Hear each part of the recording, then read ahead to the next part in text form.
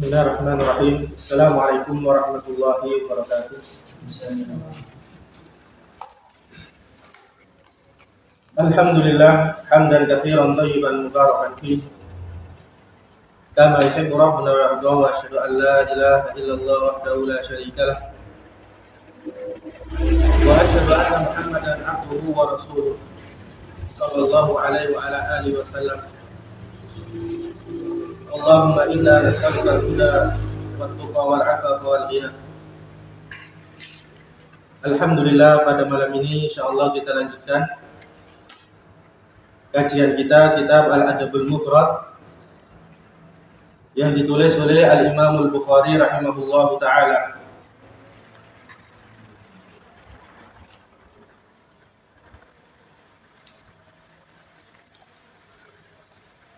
Kemarin kita sampai bab yaitu berkaitan dengan annal ghanama barakatun, bahwasanya kambing itu barokah. Kemudian Al-Imam Al-Bukhari rahimahullahu taala beliau menyebutkan asar dari Abu Hurairah radhiyallahu anhu. Kemudian bab al-ibilu izzun li ahliha. Kemarin yang terakhir disebutkan yaitu asar dari Ibnu Abbas radhiyallahu anhu tentang barokahnya anjing, barokahnya kambing. Disebutkan bahwasanya kambing ini berkembang biaknya banyak. Jadi meskipun di sini anaknya sedikit, berbeda dengan anjing. Jadi anjing ini anaknya banyak, tapi tidak berkembang banyak, berbeda dengan kambing. Ini menunjukkan barokah. Kemudian insya Allah kita lanjutkan hadis yang setelahnya. Qala al-Imam Al-Bukhari rahimahullahu ta'ala haddatsana Qabisah. Qala haddatsana Wahab ibn Ismail an Muhammad ibn Qais an Abi Hind al-Hamdani an Abi Dhubyan qala li Umar ibn al-Khattab radhiyallahu anhu, ya Abu Dhubyan kam atautum? Qultu alfani wa khamsumi'ah. Qala lahu ya Abu Dhubyan ittakhid min al-harthi was-sabiyat min qabli an taliyakum ghilmatu Quraisy la yu'addu al-'ata' ma'ahum malan. Di sini disebutkan oleh Syekh Al-Albani rahimahullahu taala hasanul isnad. Jadi sanadnya hasan dari asar Umar bin Khattab radhiyallahu anhu. Di sini Umar bin Khattab radhiyallahu anhu beliau berkata kepada Abu Dhubyan. Jadi di sini Umar bertanya, wahai Abu Dhubyan, berapa sih upahmu atau gajimu? Dia menjawab alfani wa khamsumi'ah, yaitu 2.500. Kemudian Umar bin Khattab radhiyallahu anhu berkata, wahai Abu Dhubyan, intafid minal harthi. Jadi maksudnya adalah kamu kerja, yaitu harf bercocok tanam, wasabiyat atau sabiyat. Di sini disebutkan yuradu kasratul mawashi, yaitu peternakan. Min qabli an taliyakum ghilmatu Quraisy, sebelum kalian dipimpin oleh ghilmah, yaitu anak-anak kecil dari Quraisy. La yu'addul 'ata' man'ahum malan, yang mereka ini nantinya memberi upah atau gaji ini sedikit. Maksudnya sebelum nanti kamu gajinya sedikit, hendaklah kamu merintis bekerja. Disuruh bekerja baik bercocok tanam ataupun memelihara binatang ternak, yaitu mawashi. Jadi dalam asar ini syahidnya bahwasanya nasihat Umar, jadi nasihat Umar ibnul Khattab radhiyallahu anhu kepada Abu Dhofyan disuruh bekerja, yaitu suruh memperbanyak binatang ternak, yaitu merawat kambing. Sebelum apa? Jadi sebelum di sini gajinya sedikit. Maksudnya dalam hadis ini, jadi Umar ibnul Khattab radhiyallahu anhu menyuruh Abu Dhofyan untuk mempersiapkan pekerjaan. Jadi sebelum datang masa miskin, sebelum datang dia nggak memiliki apapun, karena kita tahu bahwasanya hidup enak ataupun hidup kaya ini nggak selamanya. Makanya di sini Umar ibnul Khattab radhiyallahu anhu menyuruh Abu Dhofyan untuk merintis pekerjaan sendiri. Jadi tidak mengandalkan gaji. Karena disebutkan di sini Abu Dhofyan ini seorang jais, seorang tentara, yang otomatis dia dapat gaji ataupun upah. Tetapi di sini bagaimana nasihat Umar ibnul Khattab radhiyallahu anhu kepada Abu Dhofyan untuk mempersiapkan pekerjaan. Kenapa? Karena kita tidak tahu, bisa jadi sebelum di sini disebutkan gaji kamu nanti sedikit. Nah ini, karena orang hidup kecukupan atau hidup enak, hidup kaya, nah ini nggak selamanya.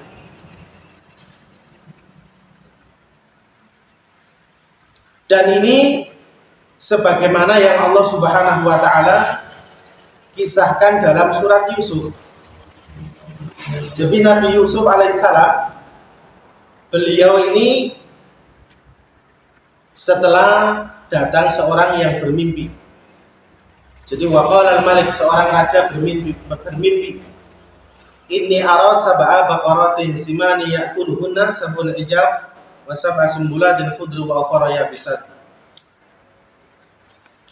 Jadi ada 7 kambing kurus-kurus dimakan atau memakan kambing 7 sapi yang 7 gemuk-gemuk. Di situ ditakwil nanti akan datang 7 tahun masa paceklik, jadi masa nggak ada apa-apa.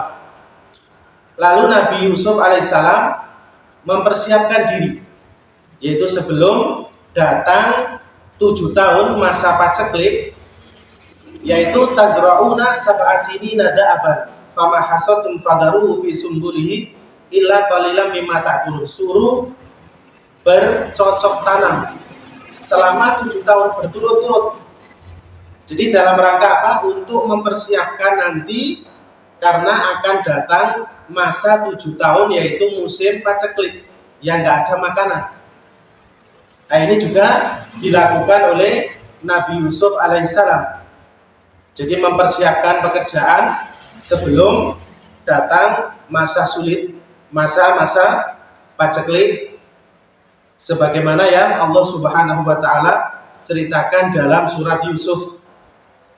Begitu pula di sini asar Umar ibnul Khattab radhiyallahu anhu. Beliau ini menyuruh Abu Dhofyan untuk bekerja, baik itu bercocok tanam ataupun merawat binatang ternak. Nah ini dalam rangka untuk mempersiapkan sebelum datang masa-masa sulit, masa-masa miskin. Nah ini termasuk nasihat Umar ibnul Khattab radhiyallahu anhu. Syahidnya di sini adalah suruh merawat kambing.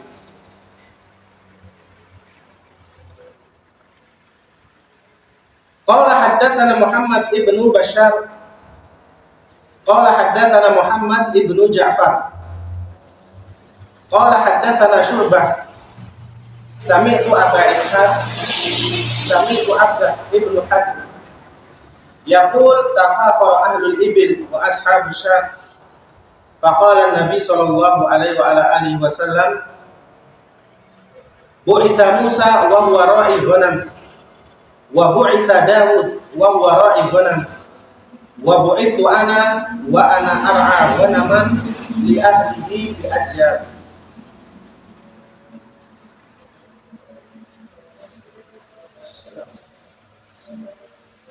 Disebutkan di sini datang dari Abdah ibnu Hazm. Di sini disebutkan oleh Syekh Albani rahimahullah sahih dalam kitab Silsilah Ahadits Shahihah. Beliau sebutkan dalam ta'liq di sini sahih. Jadi hadisnya sahih. Disebutkan bahwasanya orang yang memiliki unta ini berbangga-bangga, jadi merasa sombong. Wa ashabus syat, dan juga orang yang memiliki kambing. Lalu Nabi SAW mengatakan Musa alaihissalam diutus dan beliau ini mengembala kambing. Dan juga Nabi Daud alaihissalam diutus dan dia juga mengembala kambing. Dan juga Nabi Shallallahu Alaihi Wasallam diutus, beliau juga mengembala kambing untuk keluarganya, yaitu di Ajyar. Disebutkan Ajyar ini di sini huwa syi'abun yaqumu alaihi hayyun min ahya'i Makkah, yaitu kampung yang ada di Mekah. Jadi syahidnya di sini sebagaimana kemarin kita sebutkan bahwasanya orang yang memiliki onta sama orang yang memiliki kambing ini berbeda. Jadi orang yang memiliki onta dia lebih cenderung sombong. Jadi membanggakan diri karena merasa bahwasanya dia itu memiliki harta yang banyak. Karena onta ini lebih mahal daripada kambing. Tapi ini enggak semuanya. Jadi kebanyakan di sini orang yang punya unta itu, mereka itu lebih sombong daripada orang yang memiliki kambing. Jadi kalau sekarang ini ya mungkin orang memiliki mobil mewah sama mobil yang tidak mewah. Nah ini kecenderungannya orang yang memiliki mobil mewah, nah ini kadang-kadang agak sombong. Beda sama orang yang memiliki mobil sederhana, sepeda yang sederhana. Sebagaimana di sini orang yang memiliki unta disebutkan sebagaimana kemarin wal fakhru wal khuyala fi ahlil khair. Jadi kebanggaan dan kesombongan ini bagi pemilik, yaitu pemilik unta, karena merasa bahwasanya dia itu orang yang kaya. Kemudian dalam hadis ini Nabi SAW menyebutkan Nabi Musa alaihissalam, beliau ini juga mengembala kambing. Nabi Daud alaihissalam, kemudian Nabi SAW. Makanya dalam Al-Quran Allah Subhanahu wa ta'ala banyak dalam ayat itu menyebutkan tentang kambing. Allah menyebutkan wa 'alal ladzina hadu harramna kulladzi dzufur wa minal baqari wal ghanami. Nah, itu kata-kata ghanam disebutkan dalam Al-Quran. Kemudian juga Nabi Musa, Allah menyebutkan wa matilka biyaminika ya Musa. Qala hiya asaya atawakkau 'alaiha wa ahussu biha 'ala ghanami. Jadi Allah menyebutkan bahwasanya Nabi Musa mengatakan qala hiya asaya, ini adalah tongkatku yang saya bersandar dengannya, wa ahussu biha 'ala ghanami. Jadi dengan tongkat itu beliau ini menggugurkan daun pohon untuk ghanami, untuk kambingnya. Nah ini Nabi Musa alaihissalam, beliau ini mengembala kambing. Makanya disebutkan oleh Imam Al-Qurtubi rahimahullah. Jadi apa sih makna bahwasanya kambing ini barokah? Beliau sebutkan al-barakatu minal ghanam ma fihi minal libas wa ta'am wa syarab wa kathratil aulad wa tahmil sahibuha 'ala al-khafd janah wa layyin syarib. Disebutkan Jadi makna kambing itu barokah adalah dari segi pakaian. Maksudnya di situ kulitnya ini bisa untuk pakaian. Jadi kulitnya yang dikeringkan disama buat jaket kulit ataupun untuk makanan. Nah, ini kita tahu bahwasanya daging kambing ini lebih enak. Kemudian minuman, maksudnya susunya, jadi susu kambing. Kemudian juga berkembang biak. Nah, ini termasuk barokah, yaitu barokahnya kambing. Makanya disebutkan bahwasanya di sana hukum-hukum syar'i berkaitan dengan kambing. Nah, ini banyak sekali. Seperti orang akikoh. Nah, ini akikoh menggunakan kambing, jadi nggak menggunakan sapi. Nah, ini termasuk barokahnya. Jadi berkaitan dengan hukum syar'i yaitu akikoh. Belum lagi al-hadyu. Jadi al-hadyu ini sembelian orang haji. Ini namanya al-hadyu. Tapi kalau kita kurban ini namanya adhahi atau udhiyah. Nah, ini termasuk barokahnya. Jadi orang yang memelihara kambing nanti bisa berkurban. Kemudian juga disebutkan yaitu masalah sholat kemarin di kandang kambing. Nah, ini boleh. Jadi Nabi SAW menyuruh boleh seorang itu sholat di kandang kambing. Beda kalau kandang unta atau kandang sapi, Nabi nggak menyuruh. Yaitu kandang unta Nabi melarang. Adapun kambing, nah ini boleh seorang sholat di kandang kambing. Kemudian juga orang yang makan daging kambing nggak berwudu. Maksudnya nggak membatalkan wudhu. Berbeda dengan orang makan daging unta. Jadi makan daging unta, nah ini membatalkan wudhu. Meskipun sedikit atau banyak, nah ini tetap dia membatalkan wudhu. Belum lagi barokah dari segi duniawi. Maksudnya dari segi duniawi ya, disebutkan diantaranya yaitu seorang itu bisa minum susunya, susu kambing. Karena disebutkan bahwasanya susu kambing ini katanya lebih bagus daripada susu sapi. Nah, ini lebih-lebih wallahu alam susu kambing Itawa katanya. Jadi susu kambing Itawa ini katanya itu lebih khasiatnya lebih banyak daripada susu sapi katanya, wallahu alam. Mungkin ada yang tahu. Iya. Tapi kalau nggak terbiasa mungkin ya nggak bisa minum. Maksudnya kalau orang Indonesia kan terbiasa susu pakai gula. Tapi kalau di Arab biasa susu dicampur pakai cabai, nah ini biasa. Kalau kita mungkin nggak bisa membayangkan bagaimana rasanya susu, tapi susu habis diperas dari kambing, kemudian dikasih cabai. Nah ini agak pedas-pedas gurih, tapi lama-lama ya enak. Tapi kalau orang Indonesia, nah ini kayaknya pakai gula. Nah ini termasuk manfaat dunianya. Jadi kita bisa makan dagingnya juga lebih enak, yaitu sate kambing daripada sate sapi. Belum lagi susunya. Belum lagi disebutkan dalam hadis itu bahwasanya ekor kambing, yaitu kambing domba kibas, ini katanya buat obat. Jadi maksudnya ekor kambing yaitu tulangnya itu, tulang ada dagingnya itu katanya dimasak sup atau apa, disebutkan itu dapat mengobati penyakit irkun nasa.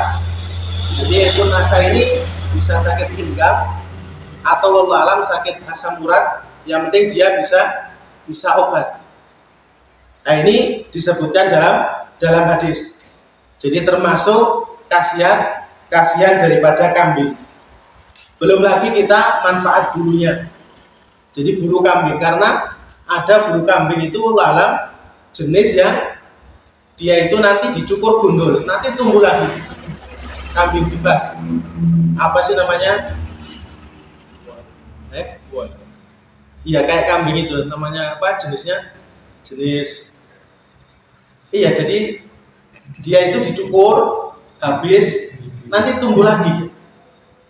Nah ini lebih-lebih untuk musim dingin.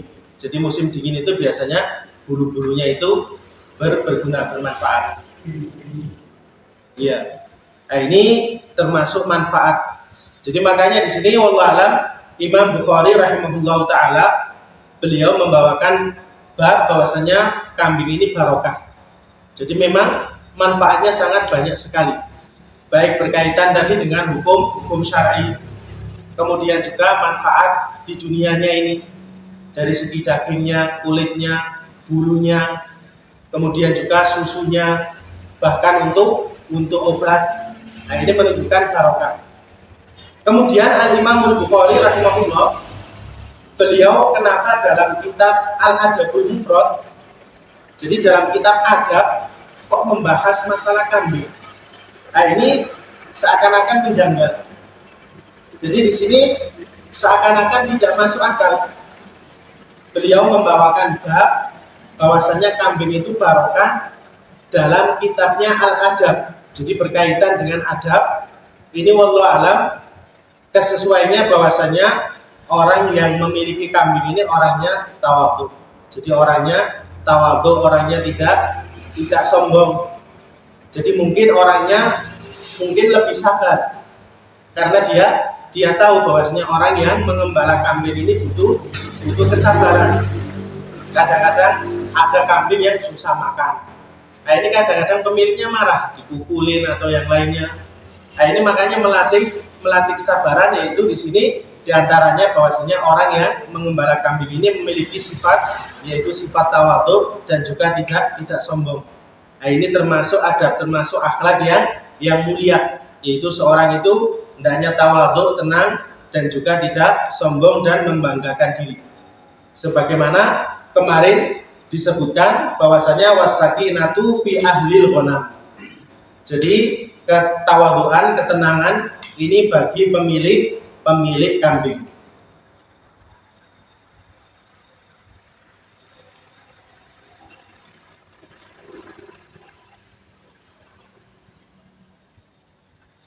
Kemudian kita lanjutkan. Tadi disebutkan akhrajahu an-Nasa'i fi tafsir qala al-hafidz rijal isnadi thiqat wa fi Nasr Ibnu Hazm badal abda wa akhrajahu al-musannif fi ijarati sahih an Abi Hurairah marfu'an radhiyallahu anhu marfu'an ma ba'athallahu nabiyyan illa ra'i faqala ashabu wa anta faqala na'am kuntu ar'aha ala qararid. Nah, ini dalam riwayat yang lain. Wa akhraja Ibnu Majah an Jabir wa hal min nabiyyin illa waqad ra'aha wa akhraju Ahmad an Abi Sa'id al-Khudri bi makna. Jadi di sini ternyata banyak yang meriwayatkan. Jadi ya di sini disahihkan oleh Syekh Al-Albani rahimahullah taala bahwasanya para nabi juga mereka mengembala kambing. Jadi mengembala kambing, nah ini wallahu alam kalau di daerah Arab, kalau kita perhatikan bahwasanya mereka itu mengembala kambing itu di gunung-gunung, di padang pasir. Padahal kalau kita teliti, kita lihat, nah itu rumputnya jarang-jarang. Tapi wallahu alam karena barokah apa? Ya kenyang juga. Jadi kalau berbeda dengan di Indonesia kan subur. Adapun kalau di sana di hutan-hutan atau bukan di pegunungan, di lereng-lereng, bukit-bukit, nah itu cuma ya rumput sedikit-sedikit. Tapi mereka gembalakan ini ya kenyang. Padahal kalau kita ngarit mungkin ambil satu karung, nah ini belum tentu dapat. Tapi wallahu alam. Jadi kalau musim hujan, nah itu biasanya tumbuh di pegunungan lereng gunung ya rumput kecil-kecil. Nah, di sini disebutkan oleh Syarih, yaitu Fadlullah As-Samad, al-hikmatu fi ilhamil anbiya fi ra'yil ghanam qabla nubuwwah ayahsula tamarrud fi ra'yiha ala ma yukallifuna min al-qiyami bi amri ummatihim wa li'anna fi mukhalafatiha ma yahsulu lahum bil hilm wa syafaqah li'anna idza sabaru ala ra'yiha wa jam'iha ba'da tafarruqiha fil mar'a wa naqluha fi masrah ila masrah wa dafi aduwiha anha min sabr wa ghairi kasarik wa alim ikhtilaf tabi'iyya wa shiddat tafarruqiha ma'a dha'fiha wa ihtiyajiha ila al-ma'ahada ila akhirih. Jadi intinya hikmah di sini adalah untuk melatih. Jadi untuk melatih sebagaimana nanti kalau seorang itu berdakwah. Jadi berdakwah, berkumpul dengan orang, nah ini kan bermacam-macam. Jadi butuh kesabaran sebagaimana orang yang mengembala kambing. Nah, ini juga butuh kesabaran, butuh ketenangan. Qala Imam Bukhari rahimahullahu taala, berkata Imam Bukhari rahimahullahu taala bab selanjutnya, Babul A'rabiyah. Qala haddatsana Musa ibnu Ismail qala haddatsana Abu Awana an Umar ibnu Abi Salamah an abihi an Abi Hurairah radhiyallahu anhu qala al-kabairu sab'un awwaluhunna al-isyraku billah wa qatlun nafs wa ramyul muhsanati wal a'rabiyatu ba'dal hijrah.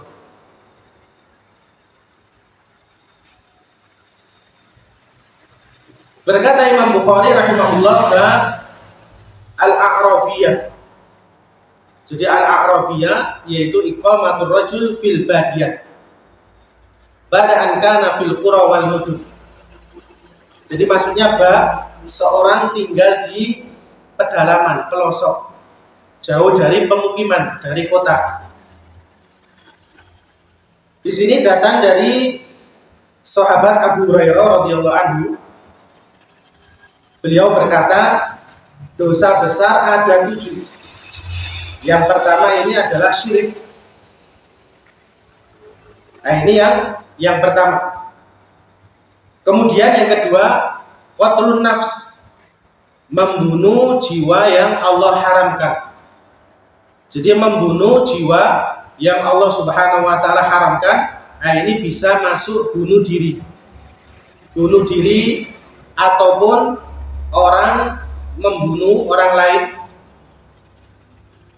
dan lebih besar lagi seorang membunuh kedua orang tuanya. Nah ini dosa besar, tapi dosanya lebih besar lagi. Jadi kalau seorang itu sampai rela tega membunuh kedua orang tuanya. Nah ini.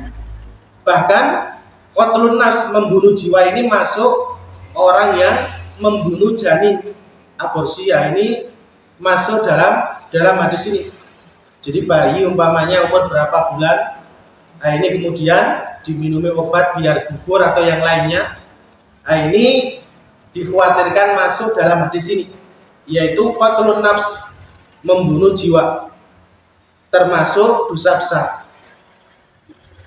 Wa ramyul muhsanati, yaitu menuduh wanita-wanita berzina tanpa ada saksi, karena menuduh wanita yang berzina ini juga butuh empat saksi. Wal a'rabiyatu ba'dal hijrah, yaitu tinggal di pedalaman, di kota setelah hijrah. Jadi setelah dia hijrah, ternyata dia balik lagi ke kampung halamannya atau pelosoknya padahal sudah niat hijrah. Jadi namanya hijrah ini yang meninggalkan kampung halamannya, niat karena Allah Subhanahu wa taala, karena di situ mungkin tempatnya maksiat, penuh dengan kesyirikan, kebid'ahan, kemaksiatan, sehingga dia hijrah. Tapi di sini dia balik lagi ke kampung halamannya atau ke pelosok desanya. Nah ini disebutkan di sini oleh Syekh Al-Albani rahimahullah, asar dari Abu Hurairah ini mauquf. Maksudnya di sini mauquf dari Abu Hurairah radhiyallahu anhu, wa huwa fi hukmil marfu' wa qad ruwiya marfu'an nahwa. Tapi di sini dia dihukumi hadis marfu' sampai kepada Nabi SAW karena ada riwayat yang lain, diriwayatkan marfu'. Itu ada dosa besar ini ada 7. Di antaranya syirik sebagaimana dalam hadis yang lain. Kemudian qatlun nafs, membunuh jiwa yang Allah haramkan, menuduh wanita-wanita berzina. Nah ini nggak boleh sembarangan. Jadi nggak boleh seorang itu tanpa bukti, tanpa saksi menuduh wanita berzina. Di sini disebutkan al-a'rabiyah iqamatur rajul fil badiyah ba'da an kana fil qura wal mudun. Wa qad ikhtara al-musannif fi sahih hadha al-lafz at-ta'arrud. Wa qad adda min al-kaba'ir at-ta'arrud ba'da al-hijrah wa huwa an ya'uda ila al-badiyah wa yuqimu mal a'rab ba'da al-hijrah wal a'rab sakinul badiyah alladzina la yuqimuna fil amsar wa la yadkhulunaha illa li hajat. Wa kana idza Wa qala al-Hafidz wa kana idzaka muharraman illa in adzina lahu syari' fi dzalika inda hululil fitan. Di sini disebutkan jadi orang yang balik, maksudnya tinggal di pelosok pedalaman yang dia itu sudah hijrah, nah ini termasuk dosa besar, jadi haram. Kecuali disebutkan di sini oleh Hafidz inda hululil fitan, tatkala ada fitnah. Jadi dia khawatir tinggal di kota, kemudian nanti ada fitnah, maksiat ataupun kesyirikan atau yang lainnya. Nah, ini boleh dia ke pedalaman. Atau dapat izin dari syari' sebagaimana di sini disebutkan Salama ibnul Aqwa. Beliau ini minta izin kepada Nabi SAW untuk balik ke tempat pedalamannya. Nah, ini. Jadi ini wallahu a'lam bab yang dibawakan oleh Imam Bukhari rahimahullah. Di antaranya di sini kenapa orang yang sudah hijrah. Jadi sudah hijrah dari tempatnya kemudian balik lagi, nah ini dilarang. Qala Imam Al-Bukhari rahimahullahu taala bab sakinul qura. Orang yang tinggal di pedalaman. Qala haddatsana Ahmad ibnu Asim. Qala haddatsana Baqiyah qala haddatsani Safwan qala sami'tu Rashid ibnu Sa'ad yaqul sami'tu Thauban yaqulu qala li Rasulullah sallallahu alaihi wasallam la taskunul kufur fa inna sakinal kufur kasakinil kubur. Qala Ahmad al-kufur al-qura. Di sini Nabi SAW mengatakan janganlah kalian tinggal di kufur. Kufur disebutkan oleh syarih ma ba'da minal ardi anin nas fala yamurru bi ahad, yakni al-qura an-na'iya anil amsar wa an mujtama'i ahli ilmi fal jahlu alaihim aghlab wal bidaw ilaihim asra wa ahlu syam yusammuna al-qarya al-kufr wa fi niyah wa fi hadits Muawiyah ahlul kufur hum ahlul kubur kasainil kubur ay bi manzilatil mayyit. Jadi dalam hadis ini Nabi melarang janganlah kalian tinggal di kufur. Kufur ini disebutkan oleh syarih yang jauh dari pemukiman, jauh dari manusia, nggak ada orang yang lewat, yaitu al-qura an-na'iya anil amsor, qura yang terasingkan dari kota dan juga dari perkumpulan ahlul ilm. Maka kebodohan itu lebih banyak dan bid'ah itu lebih cepat. Fa'in nasakinal kufur, karena orang yang tinggal di pedalaman kasakinil kubur, seperti orang yang tinggal di kuburan. Qala Ahmad al-kufur al-qura. Berkata Ahmad al-kufur adalah al-qura. Di sini wallahu alam disebutkan oleh Syekh Al-Albani rahimahullah, yaitu sanadnya hasan. Jadi syahidnya di sini dalam hadis ini Nabi SAW melarang seorang tinggal di pedalaman. Nah ini nanti ada penjelasannya. Qala haddatsana Ishaq qala akhbarana Baqiyah qala haddatsani Sufyan qala sami'tu Rashid ibnu Sa'ad yaqul sami'tu Thauban qala li Nabi sallallahu alaihi wasallam ya Thauban la taskunul kubur la taskunul kufur fa inna sakinal kufur kasakinil kubur. Wahai Thauban, janganlah kamu tinggal di pedalaman, karena orang yang tinggal pedalaman ini seperti kubur, maksudnya seperti orang mayit. Jadi dalam hadis ini wallahu alam, jadi Nabi SAW melarang seorang itu tinggal di pedalaman atau di pelosok yang jauh dari pemukiman. Ini kalau memang jauh dari mujtama'i ahli ilmu, dari ilmu. Nah ini yang disebutkan oleh syarih. Jadi intinya itu seorang itu nggak boleh tinggal di pedalaman kalau memang menyebabkan dia jauh dari ilmu, dari akhlak yang mulia, dari belajar. Nah ini dilarang oleh Nabi Shallallahu Alaihi Wasallam. Nah, ini mungkin kelihatannya ya mungkin orang yang tinggal di pedalaman sekali. Lebih-lebih jauh mungkin dia tinggal sendirian atau berapa orang, jauh dari musola tempat sholat, jauh dari taklim mengaji, mengakibatkan apa? Akhlaknya rusak, ataupun dia nggak perhatian terhadap ilmu. Bagaimana dengan anak-anaknya? Nah, ini yang dilarang. Jadi ini yang dilarang oleh Nabi SAW. Makanya Nabi SAW mengatakan kasakinil kubur, seperti penghuni kuburan. Maksudnya huwa bimanzilatil mayyit. Dia itu dihukumi seperti mayit. Maksudnya seperti orang yang mati. Maksudnya nggak ada ilmu sama sekali di situ. Nah, ini wallahu alam, sebagaimana dalam hadis di sini disebutkan waqad ruya anin Nabi SAW man sakana al-badiya faqad jafa.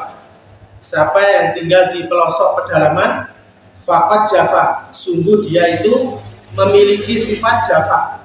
Jadi jafa itu kaku, jadi wataknya kaku, kasar perilakunya, karena dia mungkin biasa hidup di pelosok, jadi kurang berakhlak, jadi kurang ilmunya.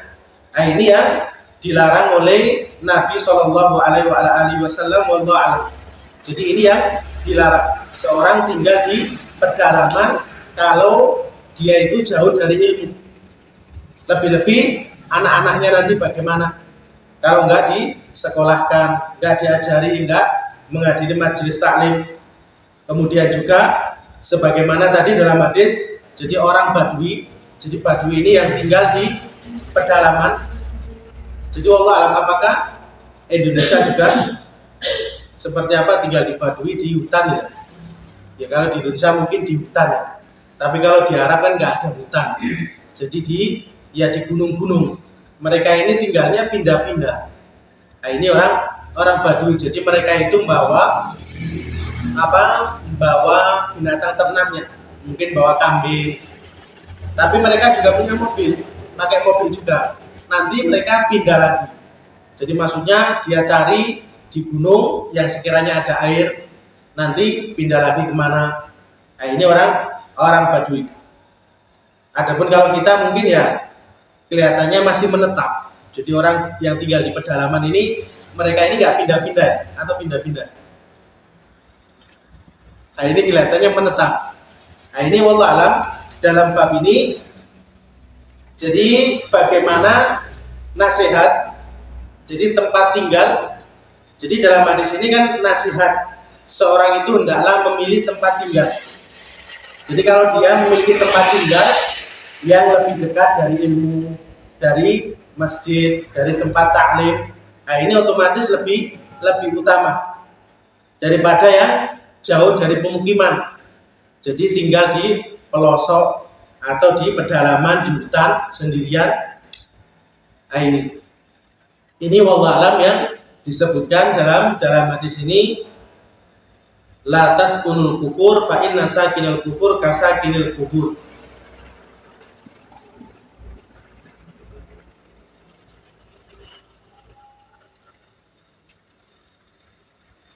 Qala al-Imam al-Bukhari rahimahullahu ta'ala babul budu'i ila tila'.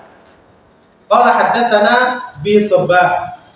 Qala haddatsana Syariq an al-Miqdam ibn Surayh. An Abi qala sa'altu Aisyah radhiyallahu anha 'anil badr. Qultu hal kana Nabi sallallahu alaihi wasallam yabdu? Qalat na'am kana yabdu ila haula'i tila'. Al-badu al-khurud ila al-badiyah wa radd Abu Dawud ya iqamatu bil badiyah. Akhraja Abu Dawud fi awal kitabil jihad wa fi rifq wa Muslim bima'nahu wa Ahmad. Kemudian hadis yang selanjutnya yaitu bab al-budu atau babul budu'i ila tila, yaitu bab tinggal di pedalaman. Di sini disebutkan bahwasanya Suraih bertanya kepada Aisyah radhiyallahu anha, apakah Nabi SAW pernah tinggal di pedalaman? Maksudnya di Badui, tinggal di pegunungan. Maka Aisyah menjawab, na'am, iya. Jadi Nabi itu pernah beliau ini tinggal bil badiyah. Jadi yabdu di sini maknanya adalah dia al-iqamatu bil badiyah. Ilaha ulaitilah aijam util amin al-adat wal muradi masulul ma, yaitu tempat mengalirnya air. Jadi wallahualam dalam bab ini yang mana Imam Bukhari rahimahullah beliau menyebutkan tadi hadis melarang seorang itu tinggal di pelosok pedalaman. Tetapi dalam hadis ini Nabi ditanya, Nabi pernah. Jadi pernah beliau juga tinggal di pelosok pedalaman. Nah ini bagaimana jamaknya? Makanya kalau ada hadis yang zahirnya itu bertentangan, maka di sini adalah dijamak, digabungkan antara dua dalil tadi. Makanya di sini disebutkan jadi hukum asal. Nah ini boleh seorang itu tinggal di pedalaman, di pelosok. Yang penting apa? Dia bisa belajar, bisa menuntut ilmu, bisa menghadiri sholat jamaah, bisa juga menghadiri majelis taklim. Nah ini tidak mengapa. Tapi kalau tinggal di pedalaman, jauh dari majelis ilmu, majelis taklim, sehingga menjadikan dia orangnya kaku, keras. Jadi wataknya keras dan juga kaku karena jauh dari perkotaan. Nah ini yang dilarang wallahu alam, sebagaimana dalam hadis ini menjamak antara dua dalil. Bahwasanya Nabi SAW juga pernah, beliau ini Nabi SAW yaitu tinggal di badiyah, di tempat mengalirnya air.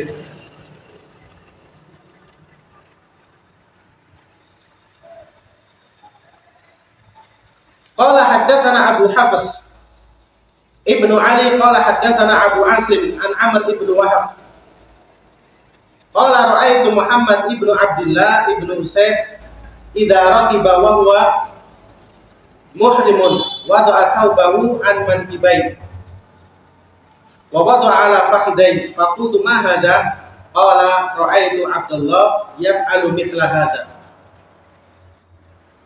Di sini datang dari Muhammad ibnu Abdullah bahwasanya Amr ibnu Wahab beliau berkata, saya melihat Muhammad ibnu Abdullah ibnu Usaid apabila menaiki tunggangan wa huwa muhrim,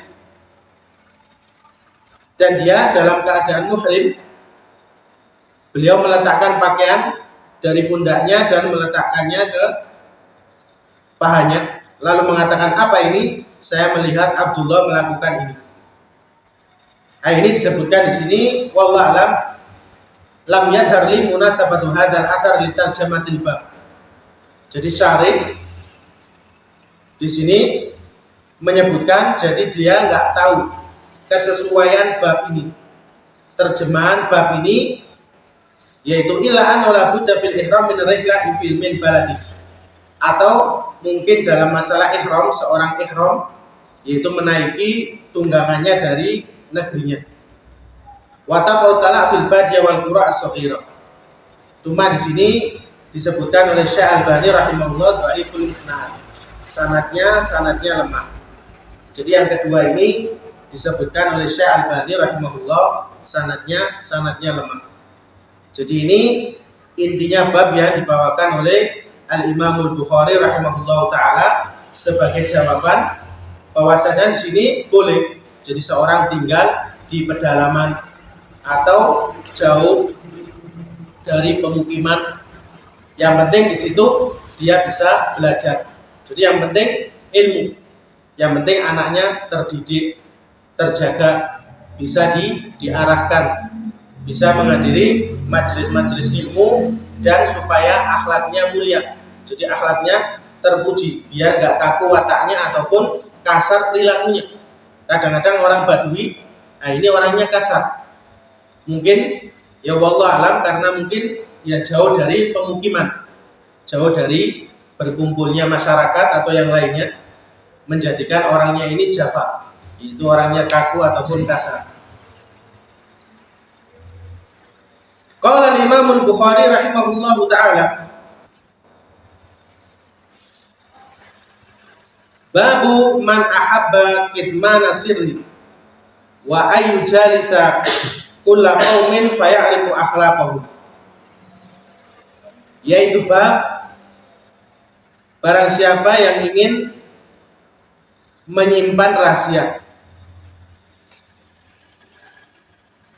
dan juga duduk bersama kaum sehingga mengetahui akhlak mereka.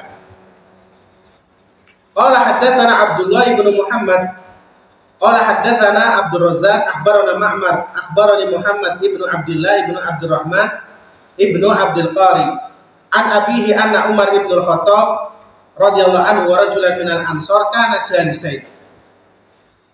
Disebutkan di sini bahwasanya Umar ibn al-Khattab radhiyallahu anhu dan seorang dari Ansor yang keduanya duduk. Fajar Abdurrahman ibnu Abdul Qari fajalasa ilaihi ma faqala Umar inna la nuhibbu man yarfa'u haditsana. Faqala lahu Abdurrahman lasta ujalisu ulaika ya amirul mukminin. Qala Umar bala fajalis hada wa hada wa la tarfa' haditsana. Thumma qala lil ansari man tara an-nas yaquluna yakunu al-khalifah ba'di. Fa'addada al-ansari rijalun minal muhajirin lam yusamma aliyan. Faqala Umar fama lahum an Abil Hasan wallahi innahu bil ahrahum in kana alaihim ayyukimahum ala tariqatin minal haq. Di sini datang asar dari Umar. Jadi disebutkan bahwasanya Umar ibn Khattab radhiyallahu anhu dan seorang dari Ansor keduanya sedang duduk. Lalu datang Abdurrahman ibnu Abdul Qari duduk di antara keduanya. Maka Umar mengatakan, kami nggak ingin. Jadi kamu itu menyampaikan perbincangan kami. Maka Abdurrahman mengatakan, saya duduk, bukan wahai Amirul Mukminin, bukan saya itu duduk bersama mereka wahai Amirul Mukminin. Maka Umar menjawab, boleh. Jadi boleh kamu duduk dengan ini dan itu, tetapi nggak boleh menyebarkan rahasia. Kemudian dia berkata kepada Ansori, apa yang kamu lihat manusia terhadap khalifah setelahku? Maka orang Ansori tadi menyebutkan, yaitu beberapa orang dari Muhajirin dan nggak menyebutkan Ali. Maka Umar mengatakan, fama lahum an Abil Hasan, fama balum an Abil Hasan. Bagaimana menurutmu tentang Abil Hasan, yaitu Ali bin Abi Thalib, yaitu khalifah nanti setelahnya? Wallahi, maka dia demi Allah, innahu la ahramu, sesungguhnya dia itu orang yang lebih layak. Ikana alaih, maksudnya jika dia memimpin dan juga bisa meluruskan di atas jalan kebenaran. Cuma di sini wallahu alam disebutkan oleh Syekh Albani rahimahullah dhaiful isnad. Ternyata sanadnya lemah.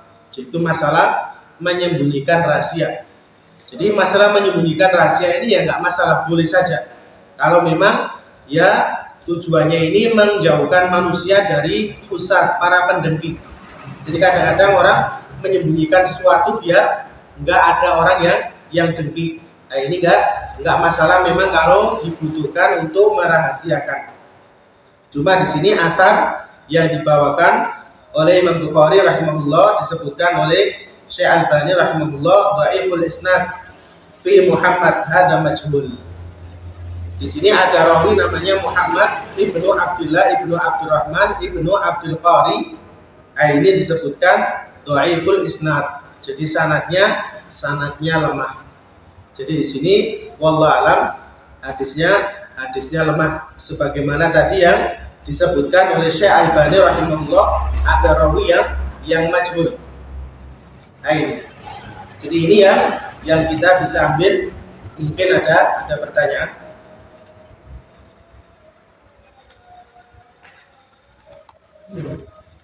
Orang ada ini sama sekali seperti yang berbeda. Wallah alam. Kalau orang Badui sekarang anak kurang tahu, tapi kalau dulu di Yaman ya masih ada. Jadi biasanya itu kalau kita ke gunung, ke bukit-bukit itu mereka ada. Jadi mereka kayak bawa tenda, bawa mobil, terus ada kambingnya di situ. Itu masih ada. Tapi kalau sekarang wallahu alam di Saudi kurang tahu, mungkin ya ada juga mungkin karena sebagian mereka ini kadang-kadang mereka ini biasa berjalan tanpa alas kaki, jadi kakinya ini kayaknya sudah tebal sekali.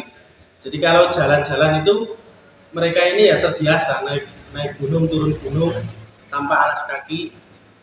Nah ini ya mereka terkenal masya Allah kuat-kuat karena minumnya susu onta, susu kambing, makanannya juga ya kayaknya makanannya masih alami lah, nggak kebanyakan micin atau yang lainnya.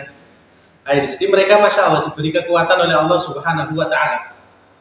Adapun kalau sekarang ini apakah ada di Saudi, Allah alam apakah masih ada? Tapi kelihatannya masih ada. Tapi apakah banyak itu, Allah alam. Ternyata tentang besar-besar tadi menuntut berzina.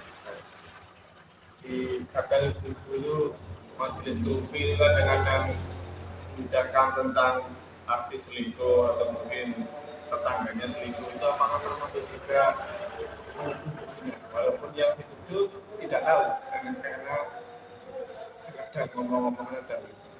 Sip. Iya. Allah alam kalau itu ya mungkin bab gosip, nggak sampai menuduh. Jadi kalau menuduh kan langsung dia terang-terangan, kamu berzina itu ada bulan dan bulan, dia berzina dengan ini dan itu. Tapi kalau sekedar gosip ini omongan ini, Allah alam ya mungkin masuk hibah. Tapi kalau menuduh, nah ini kan nanti ancamannya keras. Makanya dalam Islam suami istri yang saling menuduh berzina, nah ini akhirnya nanti kan kalau kedua belah pihak ini sama-sama mengelak, maksudnya sama-sama tidak ya mengelak, di situ nanti ada bab mula'anah, saling melaknat, kemudian dipisah kedua-duanya. Jadi suami nuduh istrinya berzina, istrinya mengaku dia nggak pernah, sumpah-sumpah nggak pernah, atau kebalikannya, istri menuduh suami berzina, tapi suami mengelak tidak benar. Akhirnya di situ nanti ada saling mula'anah, saling melaknat, bersumpah dengan nama Allah bahwasanya apa yang dituduhkan suamiku ini adalah dusta atau yang lainnya. Nah ini sampai nanti saling mula'anah, baru setelah itu dipisah, tidak boleh balik selama-lamanya. Nah ini wallah, karena memang yang menuduh, nah ini juga butuh bukti. Tapi kalau sekedar itu gosip-gosip, nah ini wallah alam apakah menuduh, kelihatannya tidak, wallah alam. Tapi kalau pelakunya itu bercerita, Oh, pelakunya, oh. menceritakan hal itu. Menceritakan dia zina gitu mas. Nah ini berarti itu ya sudah, berarti itu bukti yang kuat. Kalau pengakuan ikrar, nah ini butuh bukti yang sangat kuat lagi. Jadi pengakuan dari seorangnya sendiri, saya berzina dengan bulan dan bulan, nah ini bukan menuduh lagi karena ada ikrar dari dia. Nah ini wallah alam, berarti nggak masuk menuduh lagi, wallah alam. Ya subhanallah, alhamdulillah, la ilaha illa anta, astaghfiruka wa atubu ilaik. Assalamualaikum warahmatullahi wabarakatuh.